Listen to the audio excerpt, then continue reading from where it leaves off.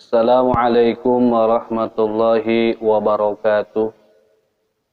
Alhamdulillahilladzi ja'ala sakinata fi qulubil mu'minin.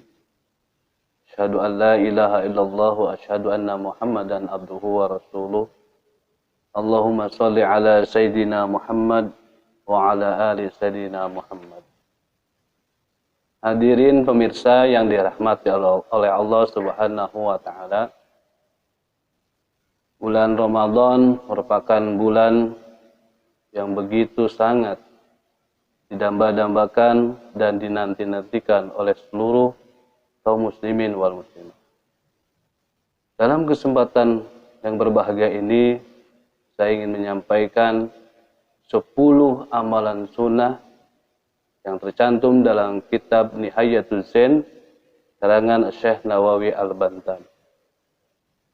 Bismillahirrahmanirrahim. Qala mu'alif rahimahumullah wa sunnah tasahhurun wa ta'jilul fitri wa bitamrin pamain wa guslun an janabatin qabla fajrin wa kaffu syahwatin wa bi ramadana iksaru sadaqatin wa tilawatin wa i'tikafin siyama asyru akhirih. Dalam kitab ini dijelaskan ada 10 amalan sunnah yang harus kita ketahui bersama, sebab seseorang menginginkan bertambah pahala tentunya harus memperbanyak dan mengetahui amalan-amalan apa saja yang harus dilakukan, terutama amalan-amalan sunnah. Bagi siapa yang menjalankan amalan-amalan sunnah, maka kita akan mendapatkan pahala dari Allah Subhanahu wa taala. Begitu juga apa yang kita lakukan, apa yang kita kerjakan di bulan suci Ramadan ini, tentunya amalan soleh, maka Allah akan melipat gandakan pahalanya. 10 amalan sunnah. Yang pertama adalah al-awwalu mazkurun biqauli sanna tasahhurin. Disunahkan yang pertama adalah untuk memakan sahur. Seseorang yang berpuasa, maka hendaknya dia memakan sahur. Kenapa?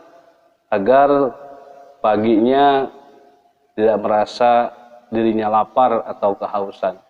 Maka bekal untuk menguatkan tubuh diantaranya adalah kita dianjurkan untuk memakan sahur terlebih dahulu. Nah, berdasarkan hadis Rasulullah sallallahu alaihi wasallam, tasahharu fa inna fis suhuri barakatun. Jadi bersahurlah kalian, sesungguhnya di sahur itu terdapat keberkahan. Itu adalah merupakan amalan sunnah yang pertama.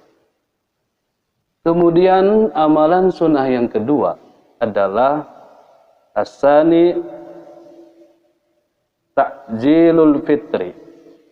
Amalan sunnah yang kedua adalah hendaknya menyegerakan untuk berbuka puasa.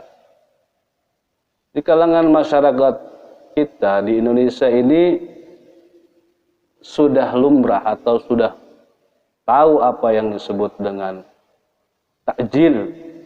Banyak orang di bulan suci Ramadan membagi-bagi takjil.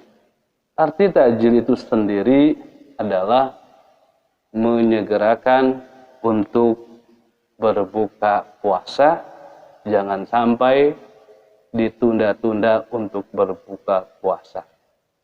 Nah, lalu bagaimana kita agar mendapatkan kesunahan dari Nabi Muhammad sallallahu alaihi wasallam menganjurkan kepada kita semuanya, apabila kita berbuka puasa, hendaknya terlebih dahulu memakan kurma. Nah, ini disunahkan. Kalau memang punya, silahkan makanlah kurma walaupun 1 butir kurma.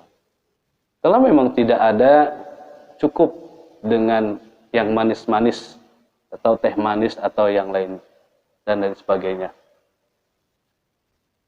Hadirin yang dirahmati oleh Allah Subhanahu wa taala. Kemudian amalan sunnah yang ketiga, ad-doa maksurun. Jadi hendaknya seorang yang berpuasa itu membaca doa yang maksur. Apa itu maksur? Adalah yang sudah biasa kita ketahui, yang biasa kita lakukan. Kalau misalkan seseorang ingin berbuka puasa, biasanya kita membaca doa, Allahumma laka sumtu wa bika amantu wa ala rizkika aftartu birahmatika ya arhamar rahimin. Nah itu ya, agar kita mendapatkan keberkahan dari Allah Subhanahu wa taala. Nah ini. Kemudian amalan sunnah yang keempat, ar-rabi'u ghuslu an hadasil akbari min janabatin wa haidin wa nifasin.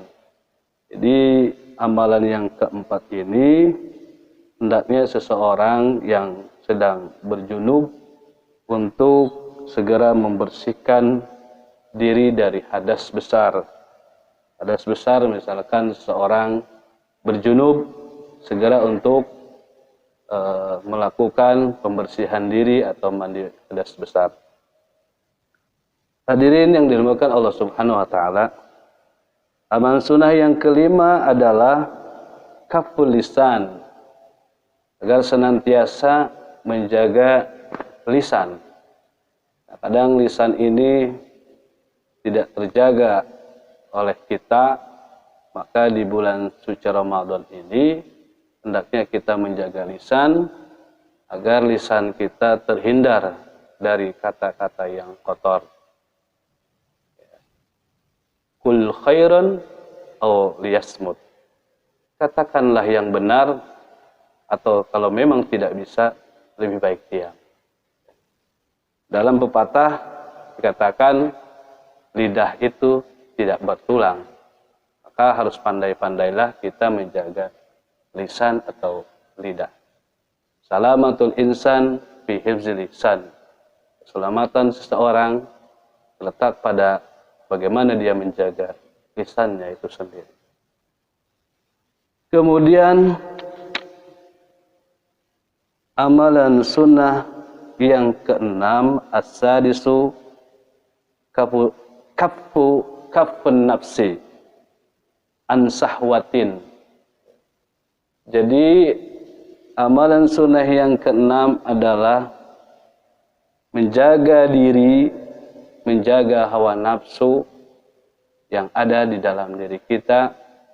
Senantiasa harus kita betul-betul menjaga hawa nafsu supaya puasa kita menjadi puasa yang diterima oleh Allah Subhanahu wa taala. Hadirin yang dirahmati oleh Allah Subhanahu wa taala, kemudian amalan sunnah yang ketujuh, as-sabi'u, untuk senantiasa iktsarus shadaqah, untuk senantiasa memperbanyak sedekah. Sebab apa? Ya. Di bulan yang penuh berkah ini, seseorang yang melakukan amal soleh diantaranya sedekah, maka Allah akan melipat gandakan. Apalagi sekarang dalam kondisi seperti ini, ya. Maka kalau misalkan punya rezeki lebih, silahkan berbagilah dengan tetangga kita, saudara-saudara kita yang sangat membutuhkan. Kemudian amalan sunnah yang ke-8, as-saminu iktsaru i'tikaf. perbanyaklah iktikaf ketika 15 hari menjelang berakhirnya Ramadan. Mari kita sama-sama berdiam diri, beriktikaf walaupun sebentar. Insya Allah itu juga sudah termasuk niat kita, walaupun di masjid hanya sejam atau 2 jam, itu kita sudah termasuk kategori beriktikaf. Terlebih misalkan dari setelah menjalankan sholat tarawih, kemudian kita diniatkan untuk iktikaf sampai malam, kemudian dilanjutkan dengan sholat tahajud dan amalan yang lainnya. Hadirin yang dimuliakan oleh Allah Subhanahu wa taala, kemudian amalan sunnah yang ke-9, khatmil Quran. Hendaknya seseorang yang berpuasa memperbanyak membaca Al-Quran, berlomba-lomba dalam kebaikan, fastabiqul khairat, karena ini adalah momentum bagi kita. Mudah-mudahan kita semuanya bisa mendapatkan predikat muttaqin atau termasuk kepada orang-orang yang bertakwa. Dan yang terakhir adalah at-tattabi'u fi qada'ir Ramadan.